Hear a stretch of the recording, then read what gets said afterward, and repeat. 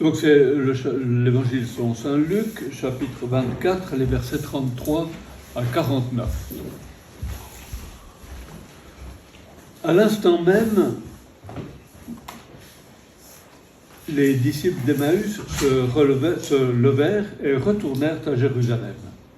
Ils y trouvèrent réunis les 11 apôtres et leurs compagnons qui leur dirent « Le Seigneur est réellement ressuscité, il est apparu à Simon-Pierre. » À leur tour, ils racontaient ce qui s'était passé sur la route et comment le Seigneur s'était fait reconnaître par eux à la fraction du pain. Comme ils en parlaient encore, lui-même fut présent au milieu d'eux et leur dit « La paix soit avec vous. » Saisis de frayeur et de crainte, ils croyaient voir un esprit. Jésus leur dit « Pourquoi êtes-vous bouleversés? Et pourquoi ces pensées qui surgissent dans votre cœur? Voyez mes mains et voyez mes pieds, c'est bien moi. Touchez-moi, regardez-moi. Un esprit n'a pas de chair ni d'os, comme vous constatez que j'en ai. » Après cette parole, il leur montra ses mains et ses pieds. Dans leur joie, ils n'osaient pas encore y croire et restaient saisis d'étonnement. Jésus leur dit « Avez-vous ici quelque chose à manger ?» Ils lui présentèrent une part de poisson grillé, qu'il prit et mangea devant eux. Puis il leur déclara « Voici les paroles que je vous ai dites quand j'étais encore avec vous. Il faut que s'accomplisse tout ce qui a été écrit à mon sujet dans la loi de Moïse, les prophètes et les psaumes. » Alors il ouvrit leur intelligence à la compréhension des Écritures. Il leur dit « Ainsi est-il écrit que le Christ souffrirait, qu'il ressusciterait d'entre les morts le 3e jour, et que la conversion serait proclamée en son nom pour le pardon des péchés à toutes les nations, en commençant par Jérusalem. À vous d'en être les témoins. Et moi, je vais envoyer sur vous ce que mon Père a promis. Quant à vous, demeurez dans la ville jusqu'à ce que vous soyez revêtus d'une puissance venue d'en haut. » Voilà, donc c'est Luc 24, versets 33 à 49. C'est donc sur cet évangile que je vous propose de méditer ce soir, cet après-midi, qui est un évangile assez semblable à celui qui précède, qui est l'épisode très connu des disciples d'Emmaüs. C'est un texte parallèle, d'une certaine manière, moins pittoresque certainement que le texte d'Emmaüs, mais qui a quelques petits éléments complémentaires que je vous propose sur lesquels je vous propose de réfléchir cet après-midi. Évidemment, dans le temps de lectio que nous aurons après, si vous voulez aussi contempler le texte d'Emmaüs, faites simplement tranquillement aussi avec le texte d'Emmaüs, qui est effectivement très beau à méditer et à commenter. Mais reprenons cet évangile tel que je viens de le lire. Nous sommes donc à Jérusalem, dans la chambre où sont réunis les 11. Les 11 disciples, puisque Judas n'est plus là. Les disciples d'Emmaüs viennent d'arriver et ils ont trouvé les disciples, les 11, en grande joie et qui sont d'autant plus dans la joie pour leur annoncer au moment où ils arrivent que le Christ est ressuscité et que Simon l'a déjà vu. Comme s'il leur prenait la parole de la bouche. Eux, les disciples d'Emmaüs arrivaient tout contents de pouvoir dire « nous l'avons vu », et puis ils arrivent, et puis oh, le Christ est ressuscité, Simon l'a vu. C'est un peu bizarre comme mouvement d'évangile. Et puis, surtout, ce qui est bizarre, c'est que Luc ignore complètement que les premières personnes qui ont vu le ressuscité sont une ou plusieurs femmes. Il n'en dit rien. Il y a ici une question délicate quand même. Qui est-ce qui a effacé les femmes? Parce qu'il est difficile d'imaginer qu'après un certain temps de vie chrétienne, on ait inventé l'histoire de l'apparition de Jésus à des femmes. Tout au plus, ce qui peut arriver, c'est qu'on supprime cela. Alors, est-ce que ce serait Paul qui aurait supprimé les femmes? On connaît que Paul, c'est un antiféministe invétéré. Mais vous vous souvenez que le texte que nous lisions hier ne parle pas des femmes, mais c'est un texte que Paul avait déjà reçu. Donc ce n'est pas Paul qui a supprimé les femmes. C'est déjà avant. Et donc c'est probablement l'Église qui a supprimé, l'Église primitive, qui a effacé les femmes. L'Église primitive qui s'est montrée aussi antiféministe que le reste de l'Église jusqu'à il n'y a pas très longtemps. Et puis encore aujourd'hui, c'est assez difficile de faire passer un message féministe à l'intérieur de l'Église. Des églises. Mais Luc, pourquoi est-ce qu'il l'a supprimé? Parce que nous voyons que Luc a relu l'évangile de Marc, il a probablement relu aussi l'évangile de Matthieu. Or, dans l'évangile de Matthieu, il y a une apparition de Jésus aux femmes. Pourquoi est-ce qu'il n'en parle pas? On peut difficilement accuser Luc d'être antiféministe parce qu'il a souvent créé des épisodes parallèles à d'autres où étaient les héros, les figures principales, c'était des hommes, et il a créé un épisode parallèle où la personne principale est une femme. Pensez par exemple l'épisode, la parabole de la brebis perdue est suivie dans l'évangile de Luc d'une autre où c'est une femme qui avait perdu sa monnaie. Ou bien pensez à l'épisode de la guérison du fils du centurion, qui est suivi immédiatement d'un épisode encore plus formidable, où Jésus ressuscite le fils d'une veuve de Naïn. Et ça, c'est un texte qu'on trouve seulement dans l'évangile de Luc. Donc Luc, c'est difficile de l'accuser d'antiféministe, d'autant plus que c'est Luc aussi qui s'est préoccupé de donner une liste des femmes disciples. Dans les autres évangiles, il y a la liste des 12 apôtres, des 12 disciples de Jésus, qu'on trouve aussi dans l'évangile de Luc, mais Luc s'est chargé aussi de dire, mais il y avait aussi des femmes dont il donne le nom.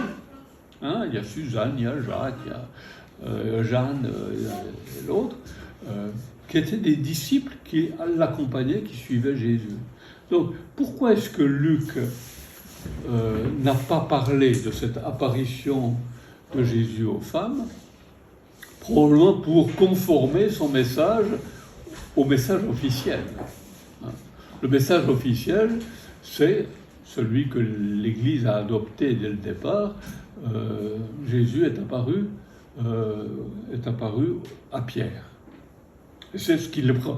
Mais notez que, bien que Luc sache que Jésus est apparu à Pierre, il ne s'est pas préoccupé de raconter cette apparition. Ça ne l'intéresse pas qu'il soit apparu à Pierre. Ce qui l'intéresse, c'est que Jésus est apparu aux disciples d'Emmaüs et puis qu'il apparaît maintenant aux 11 rassemblés. Il y a toute une petite problématique là, sur laquelle on pourrait réfléchir et s'amuser aussi à traiter les textes bibliques.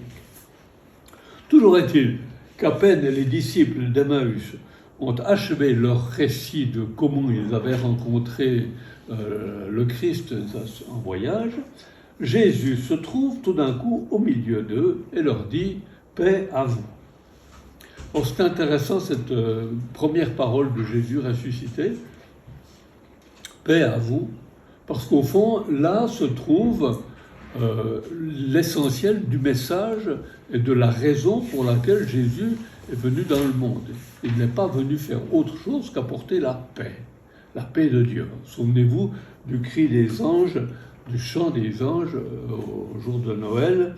Gloire à Dieu au plus haut des cieux et sur la terre, paix aux hommes, c'est bien heureux, c'est bien aimé. Jésus est venu apporter la paix. Même si vous trouverez un texte dans l'évangile de Luc encore, où il dit « Je ne suis pas venu apporter la paix, mais je suis venu apporter l'épée ».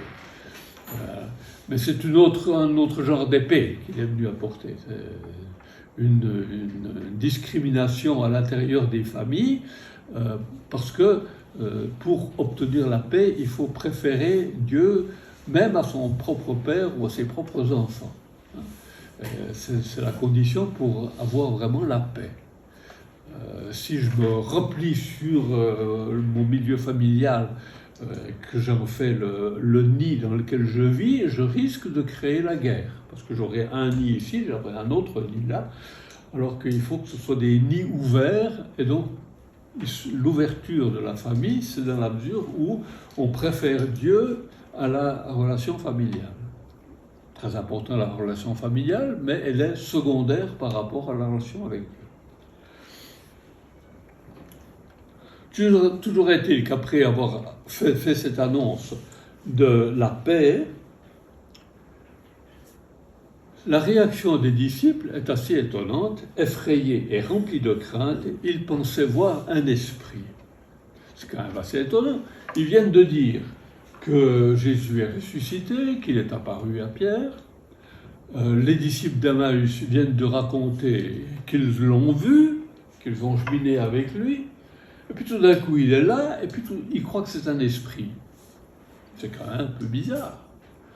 Ils savent bien qu'il est ressuscité. Pourquoi est-ce qu'ils ne le reconnaissent pas? Pourquoi ça provoque un tel bouleversement, une telle frayeur, un tel désarroi à l'intérieur de la communauté? Tout compte fait, n'oublions pas que nous appartenons, nous, à une église, et même aussi à une société, qui depuis 2000 ans répète, même parfois sans y croire, que Jésus est ressuscité. Et qu'il est vivant. Les disciples du jour de la résurrection, eux, n'avaient pas ce background de 2000 ans. Ils n'avaient même pas de mots pour dire l'événement. Je vous ai dit hier que le mot de résurrection n'existait pas. C'est devenu un mot à partir de l'événement de Pâques de Jésus. Et donc, évidemment, on peut comprendre le désarroi quand même si les disciples savaient qu'il était ressuscité, et même s'ils l'avaient vu. Ça restait quand même quelque chose d'assez étrange. Notez bien que nous, qui croyons tous à la résurrection du Christ, si je vous disais qu'en venant ici, j'avais rencontré dans le train le général de Gaulle, vous me ririez à la face, disant c'est une blague. Et pourtant, nous disons croire à la résurrection. Qu'est-ce que ça veut dire? On est toujours à cette question, qu'est-ce que ça veut dire vraiment ressusciter? Eh bien, c'est cette difficulté-là, c'est ce problème qui est exprimé, je crois, dans l'évangile selon saint Luc, au travers de ce désarroi, de ce bouleversement. C'est le passage entre la formulation verbale de quelque chose, je sais que Jésus est ressuscité, et puis tout d'un coup me trouver devant un Jésus ressuscité. Il y a un abîme entre le fait de dire cela et de le vivre. Eh bien, le récit de cette apparition du Christ souligne par les diverses expressions que le ressuscité utilise pour convaincre ses disciples qu'il est vivant, c'est probablement ce problème-là que Jésus cherche à affronter d'une certaine manière. Il s'agit d'abord de démontrer que le ressuscité n'est pas un fantôme. Il n'est pas seulement non plus l'esprit de Jésus. Vous savez, il y a ces personnes qui évoquent l'esprit des morts, hein, comme au temps de Samuel. Saül avait demandé d'évoquer la figure de Samuel à un nécromancien pour savoir quel serait son avenir. Il ne s'agit pas du retour de l'esprit de Jésus. Non, c'est vraiment Jésus en personne qui se fait reconnaître en montrant les cicatrices. C'est bien le crucifié qui est présent au milieu de Jésus. J'y reviendrai sur ces cicatrices. Et puis non seulement il montre ses cicatrices, mais il prend un morceau de poisson qu'il se met à manger. Un fantôme ne mange pas, un esprit non plus. Mais en réalité, ces traits, le fait de manger, le fait de me présenter ces blessures, sont signes encore d'autre chose. De quelque chose de plus fondamental encore, que Luc présente dans un autre paradoxe, qui est la réaction des disciples. Les disciples, dit-il, à cause de leur joie, étaient encore incrédules. À cause de leur joie, les disciples étaient incrédules. Dans l'évangile de Matthieu, à la fin de l'évangile de Matthieu, au chapitre 28, verset 17, il y a quelque chose de semblable, mais Matthieu avait distribué la joie et le doute entre les disciples. Quand il dit « Quand les disciples virent Jésus, ils se prosternèrent, mais certains d'entre eux eurent des doutes. » Alors, il y a ceux qui se prosternent, qui adorent, et puis il y a ceux qui ont des doutes. Dans l'évangile selon saint Luc, celui qu'on lit ici, la joie, et donc l'adoration et le doute sont mélangés à l'intérieur du cœur de chacun. Ils sont à la fois joyeux et dubitatifs. Est-ce bien lui? Est-ce vraiment lui? Comment ça se fait? Comment ça fonctionne? Et cette lutte intérieure entre joie et doute, c'est ce qui doit provoquer le saut de la foi. On ne peut pas croire, on ne peut pas dire la résurrection sans un saut de la foi, qui est un saut dans le vide, d'une certaine manière. Parce que je n'ai pas de preuve que Jésus est ressuscité. J'adhère à un message que je reçois, dont je vois des témoins, mais je n'ai pas de preuves tangibles. Il y a quelque chose encore de très frappant dans ce passage de l'évangile de Luc, c'est qu'au moment où Jésus se présente et puis que les disciples sont joyeux et doutent, Jésus déclare « Regardez, lui c'est moi ». Ça c'est la traduction littérale qu'on peut donner de ce verset 39. Lui, c'est moi. Évidemment, ce n'est pas une traduction qu'on peut proposer. Mais cette expression, pour qui est habitué au langage biblique, évoque d'autres expressions très semblables. Une qui se retrouve assez souvent dans l'Ancien Testament, par exemple dans le livre du Deutéronome au chapitre 32, verset 39, dans le livre d'Ésaïe au chapitre 41, verset 4, ou 43, verset 10, ou 46, verset 4, où Dieu se présente avec une formule absolument fabuleuse en hébreu, ça sonne « Ani hu ». Alors « Ani » c'est moi, et « hu » c'est lui. Moi, lui. Qu'est-ce qui se cache derrière cette expression « moi, lui » C'est Dieu qui parle, qui dit « moi, lui ». D'habitude, on traduit ce texte par « c'est bien moi » ou « c'est moi ». Il n'y a pas d'autre Dieu que moi, c'est moi. Mais en fait, derrière ce « Aniru », derrière ce « moi, lui », ce qu'on peut entendre, c'est la révélation de Dieu à Moïse dans le buisson de feu, dans le buisson ardent. Vous vous souvenez que quand Moïse s'était approché du buisson ardent, Dieu lui avait dit d'enlever les sandales, la terre était sainte, etc. Et puis Moïse avait demandé « mais quel est ton nom ?» Et il lui avait dit « je suis celui qui suis, je suis celui qui serait, je suis ». On peut tourner la phrase de mille manières.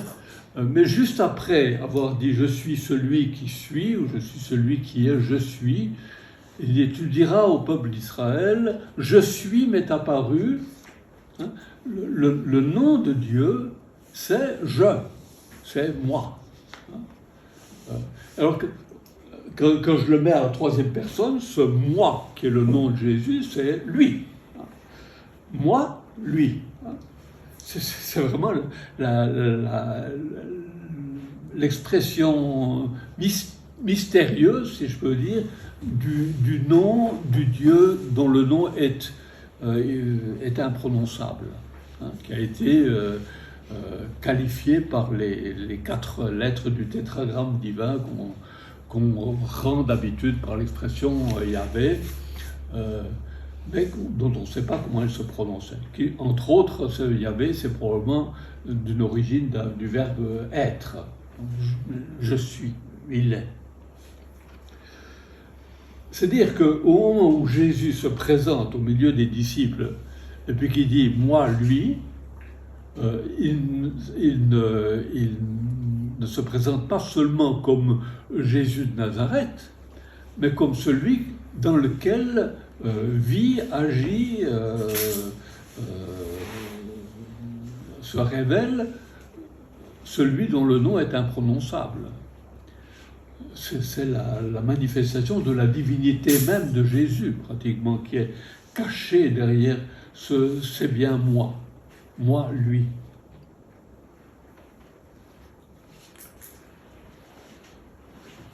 Pour évidemment parler de l'apparition du Dieu 3 fois saint aux disciples, c'est quelque chose qui échappe aux capacités d'un historien ou d'un chroniste. On est hors de l'histoire, en fait. Dieu n'intervient pas dans l'histoire des historiens. Les historiens sont chargés de raconter les événements de l'histoire sans l'hypothèse Dieu, si je peux dire. Les historiens ne font pas un message de foi. Ils sont chargés de raconter ce qui se passe, sans dire il y a eu un événement magique. Et justement, à la base même de notre foi se trouve un événement qui échappe aux capacités de l'historien ou à la science historique. De plus, ce que Jésus peut présenter de lui, comme je le disais tout à l'heure, ce sont les cicatrices. C'est quand même assez étonnant. Quand on pense au Christ ressuscité, qu'est-ce qu'on voit? Un Christ glorieux, un Christ qui sort de sa tombe avec une auréole, avec des lumières, avec des anges, avec tout ce que vous voulez. Non, c'est pas ça qui est présenté. Ce que Jésus présente, c'est les marques des clous dans ses mains, dans ses pieds, dans son côté. C'est bien le crucifié qui apparaît devant Jésus. C'est bien celui qui a été condamné à mort et d'une manière épouvantable par les hommes eux-mêmes. c'est lui le ressuscité, c'est le crucifié. Je reviens à ce que je disais hier, le moment de gloire maximum de Dieu, c'est pas quand il est entouré d'anges de tous les côtés, mais c'est quand il apparaît sur la croix, dans le maximum de sa démonstration d'amour, où il va jusqu'à préférer notre vie à la sienne.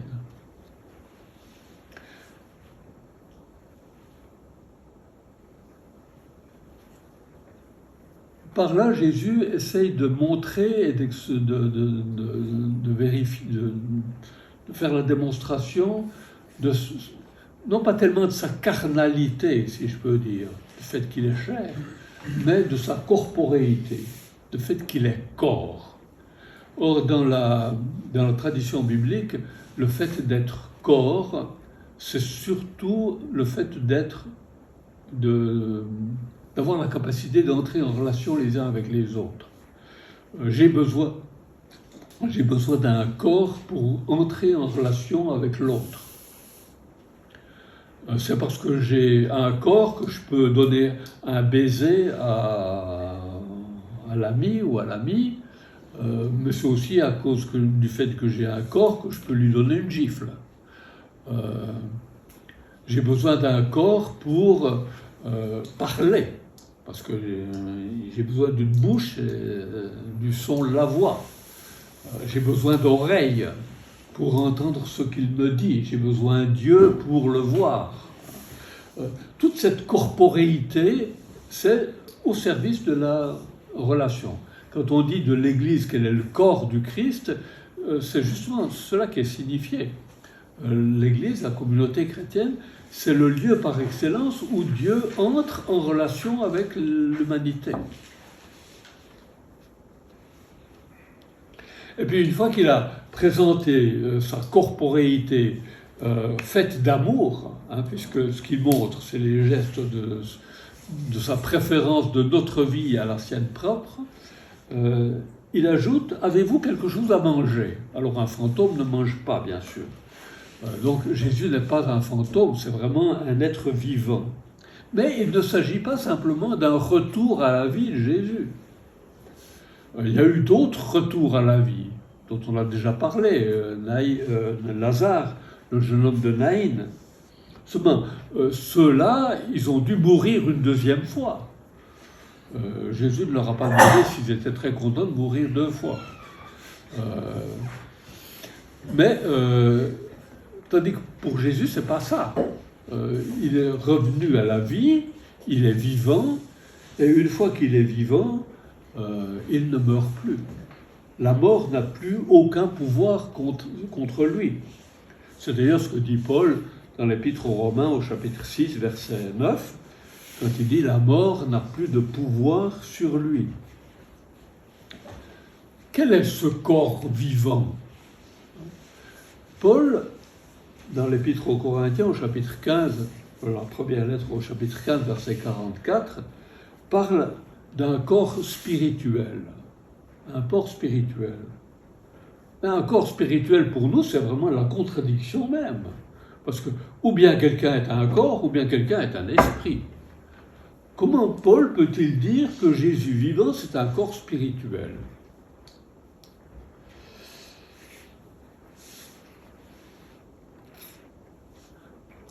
Je ne m'en pas répondre à la question. Je crois que l'événement de Pâques nous met devant cette contradiction. Et ce n'est pas la seule contradiction de l'événement de Pâques. Prenez les évangiles de Pâques et il y a de quoi s'amuser. Par exemple, quand les femmes sont-elles allées au tombeau pour voir Jésus ? Selon saint Matthieu, c'est lorsque commençait à poindre le premier jour de la semaine, c'est-à-dire au scintillement des premières étoiles le samedi soir. Donc les femmes sont allées au tombeau, selon Matthieu, le samedi soir. Selon Marc, Luc et Jean, c'est en revanche à l'aube. Il faisait encore nuit. très tôt le matin. Alors, quand elles sont allées le soir, le samedi soir ou bien le dimanche matin très tôt. Et puis, combien étaient-elles, ces femmes? Si je prends l'évangile de Jean, c'est seulement Marie-Madeleine. Si je prends l'évangile de Matthieu, Marie-Madeleine est accompagnée d'une autre Marie. Elles sont deux. Si je prends l'évangile de Marc, on a Marie-Madeleine, il y a une Marie, mère de Jacques, et puis il y a Salomé. Elles sont trois. Si je prends l'évangile de Luc, c'est Marie-Madeleine, c'est Jeanne, c'est Marie, mère de Jacques, et les autres. Donc elles étaient au moins 5. Alors elles étaient 1, 2, 3, 5 ou plus. Et puis, qu'est-ce qu'elles sont allées faire? Autant, je m'amusais un peu. Hein, c'est pas que je veux vous scandaliser, hein, mais je crois que c'est important de se rendre compte que les évangiles sont très contradictoires sur ces éléments-là. Qu'est-ce qu'elles sont allées faire, ces femmes? Visiter le tombeau, ça c'est la version de Matthieu et de Jean, ou bien elles sont allées avec des aromates pour finir les opérations de funérailles du cadavre. Ça c'est Marc et Luc. Et puis, quand les femmes arrivent au tombeau, qu'est-ce qu'elles ont vu? Elles ont vu une tombe ouverte habitée par un jeune homme, ça c'est Marc, ou bien elles ont vu une tombe ouverte et 2 hommes vêtus de blanc qui leur parlent, ça c'est Luc. Ou bien quand elles sont arrivées, elles ont vu un ange descendre du ciel, rouler la pierre, s'asseoir dessus et montrer aux femmes que la tombe est vide. Ou bien encore, ont-elles vu une tombe ouverte, vide, mais aussi habitée par 2 anges. Ça, c'est Jean. Qu'est-ce qu'elles ont vu, en fait, ces femmes? Et encore, qu'est-ce qu'elles ont entendu? Qu'est-ce qu'elles ont entendu? D'après Matthieu, d'après Marc et Luc, la personne qui était là dans la tombe leur dit « Il est ressuscité, il n'est pas ici ». Il est ressuscité, il n'est pas ici, mais si vous prenez l'évangile de Matthieu, la phrase est renversée. Il n'est pas ici, il est ressuscité. Ce n'est pas tout à fait la même chose. Parce que dire « il est ressuscité », c'est l'affirmation de foi, et donc il n'est pas ici. Si je dis « il n'est pas ici », vous pouvez le constater, et donc c'est parce qu'il est ressuscité. Ce serait comme une conséquence normale. Et puis encore, qu'est-ce qu'ils ont dit, ces personnages? Il vous précède en Galilée, ça c'est Marc et Matthieu, ou bien pourquoi cherchez-vous parmi les morts celui qui est vivant? Rappelez-vous ce qu'il vous disait quand il était encore en Galilée, ça c'est Luc. Ou bien est-ce qu'il leur disait encore autre chose? Dans l'évangile de Jean, c'est encore une toute autre histoire. Bon, j'arrête ici. Contrairement à ce qu'on pourrait penser, au lieu de multiplier les soupçons d'invraisemblance de l'événement lui-même, ces contradictions, à mon avis, confirment la réalité de l'événement.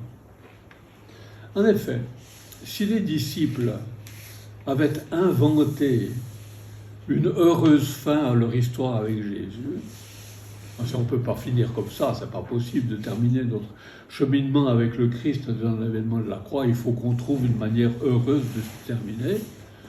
La première chose que les disciples auraient fait, c'est de se mettre autour d'une table et puis dire qu'est-ce qu'on va raconter. On se serait mis d'accord sur une version unique, de manière qu'à ce que le message qui passe soit le message unique. Il n'y a pas eu cette préoccupation. L'événement de Pâques a été tellement un tel choc, si je peux dire, que ça a provoqué une multitude d'interprétations dès le départ. D'ailleurs, s'il y a parmi vous des juristes, peut-être que vous le savez, quand on demande à des témoins oculaires d'un événement de raconter ce qui s'est fait, c'est extrêmement rare que 2 témoins ou 3 ou 4 témoins disent la même chose. Surtout si l'événement est particulièrement choquant ou particulièrement troublant. Chacun a sa version, ce qui ne veut pas dire que l'événement n'a pas eu lieu, au contraire, ça veut dire que l'événement a eu lieu, mais chacun essaye de lui donner un sens. C'est exactement ce qui s'est passé avec l'événement de la résurrection. Il y a quelque chose qui s'est passé, chacun a essayé de dire à sa manière comment il ressentait cet événement. La seule chose dont on peut être à peu près certain à propos de l'événement de Pâques,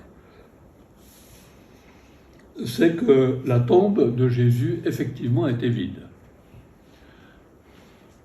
Et ceci, on peut le dire parce que les premiers adversaires de la foi chrétienne, dès le départ, n'ont jamais nié ce fait.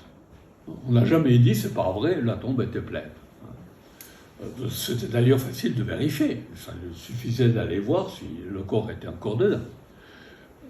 C'était pas bien difficile de le faire. Alors, qu'est-ce qu'ils ont fait, les adversaires de la foi chrétienne? Ils ont cherché d'autres explications. Ils ont dit, ah ben oui, de nuit, les disciples sont venus, ils ont volé le corps, et puis après ça, ils ont raconté que la tombe était vide. Ou bien ils ont dit, ah mais les femmes avaient regardé, mais elles n'avaient pas bien vu où était la tombe, et puis elles se sont trompées de tombe. Ou bien on a dit, en fait Jésus n'était pas vraiment mort. Et puis on est même allé, on le dit encore, par exemple dans la tradition musulmane, on dit c'est pas Jésus qui a été mis à mort, c'est un autre. Au dernier moment, il y a eu une substitution, puis Jésus est resté vivant. On a cherché une autre interprétation possible à l'événement de la tombe vide. Justement, alors le fait que la tombe soit vide, c'est un signe, mais ce n'est pas une preuve. Je dirais, la preuve que l'événement a eu lieu, c'est justement cette contradiction dans les témoignages, qui manifeste qu'il y a eu un événement extraordinaire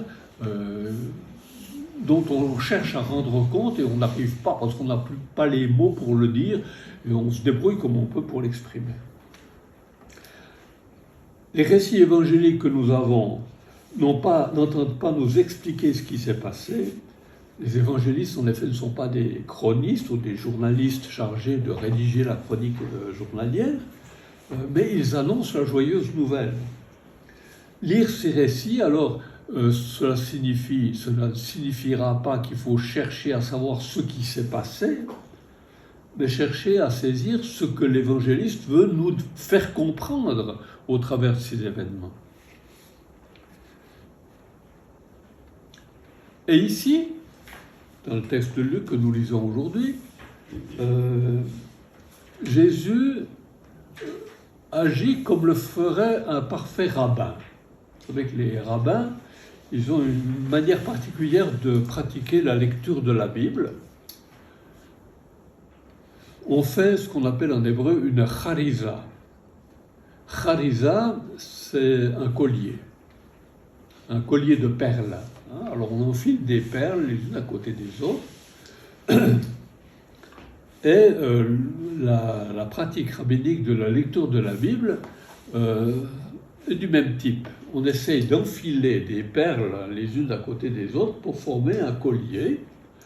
Et chacune de ces perles, c'est un verset biblique ou un récit biblique que l'on juxtapose à un autre. On met un verset de la loi, donc du Pentateuque, puis on met à côté un verset des prophètes, et puis on met à côté un verset des proverbes, ou des psaumes, ou du cantique des cantiques. Enfin, on choisit des versets les uns à côté des autres, et puis on les enfile les uns après les autres, et ça fait le commentaire du texte biblique que l'on lit.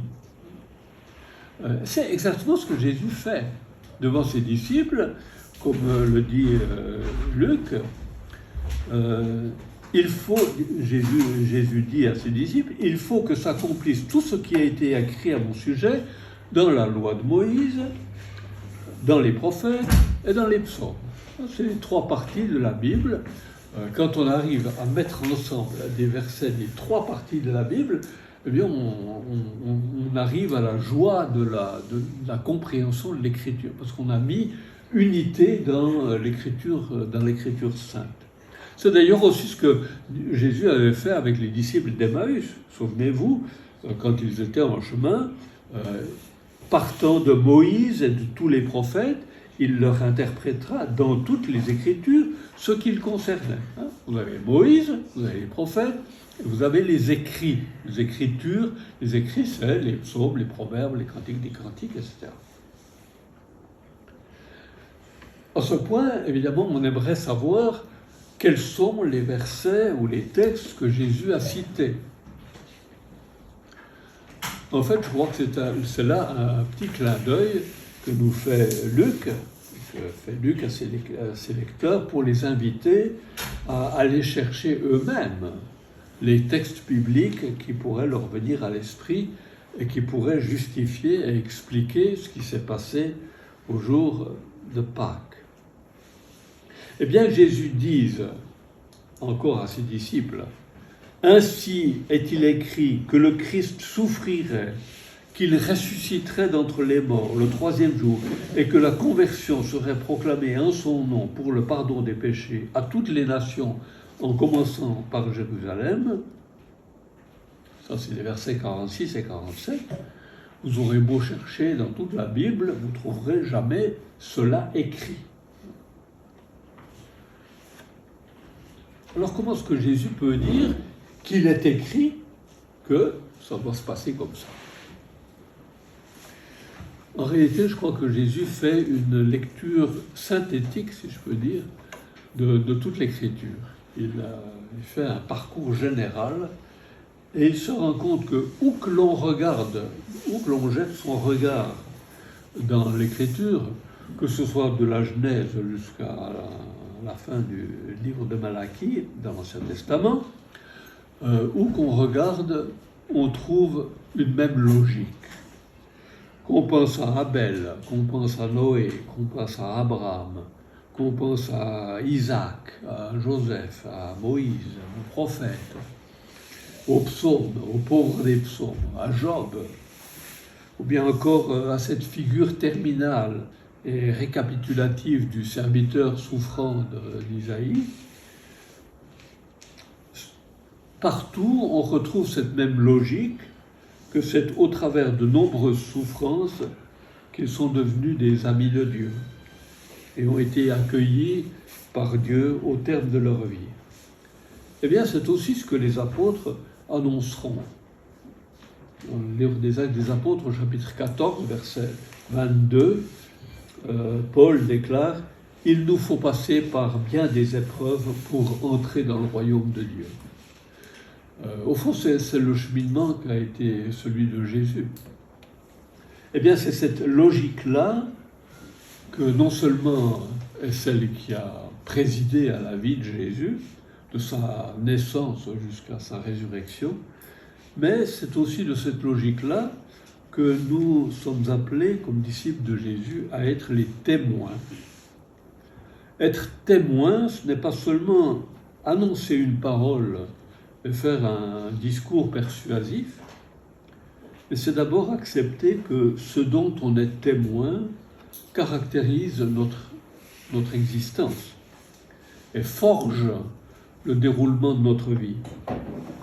Et c'est pourquoi le terme grec qualifiant le témoin, le terme martus, est aussi celui qui désignera désormais ceux qui préféreront mourir plutôt que de renier leur foi au Seigneur Jésus, les martyrs.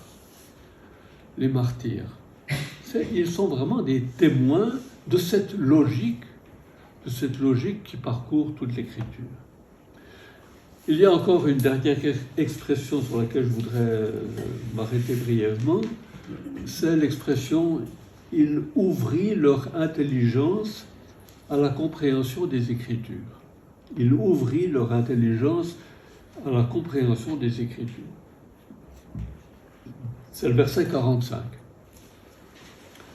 Eh bien, cette expression correspond à une autre que l'on trouve dans l'épisode des disciples d'Emmaüs, où les disciples d'Emmaüs, une fois qu'ils ont reconnu Jésus et qui était disparu, ils disent « Notre cœur n'était-il pas brûlant en nous, tandis qu'il nous parlait sur la route et nous ouvrait les Écritures ?» L'écriture, il faut l'ouvrir. L'écriture, il faut l'ouvrir. Évidemment, il ne s'agit pas simplement de l'ouvrir comme on ouvre un livre. Il faut aller plus loin. Et cette ouverture, c'est d'abord l'ouverture de l'intelligence, l'ouverture de notre propre compréhension. Mais je reviens à une image que j'ai utilisée déjà. L'écriture, c'est comme ce tombeau. C'est comme ce tombeau dont je parlais hier, un tombeau qui doit être ouvert pour que la parole de Dieu puisse s'en échapper vivante. C'est notre intelligence qui doit être ouverte pour que la parole de Dieu se fasse entendre. Eh bien cela, ce n'est rien d'autre que l'œuvre de l'Esprit Saint sans lequel nous ne pouvons pas nous adonner à la lectio divina. Et c'est pourquoi il peut ne pas y avoir de méthode pour la lectio divina, mais il ne peut pas ne pas y avoir une invocation de l'Esprit Saint. Ça, c'est vraiment la clé pour l'ouverture de l'Écriture. Et cette clé, comme je vous le disais hier, c'est une clé qui est efficace, puisque nous qui sommes méchants, nous savons donner de bonnes choses à nos enfants, à combien plus forte raison le Seigneur donnera son Esprit Saint à ceux qui le demandent. C'est lui, au travers de l'Esprit Saint, que cette parole de Dieu s'ouvre, que ce livre s'ouvre, que cette tombe s'ouvre, et qu'en sort le Christ vivant pour nous et pour notre vie.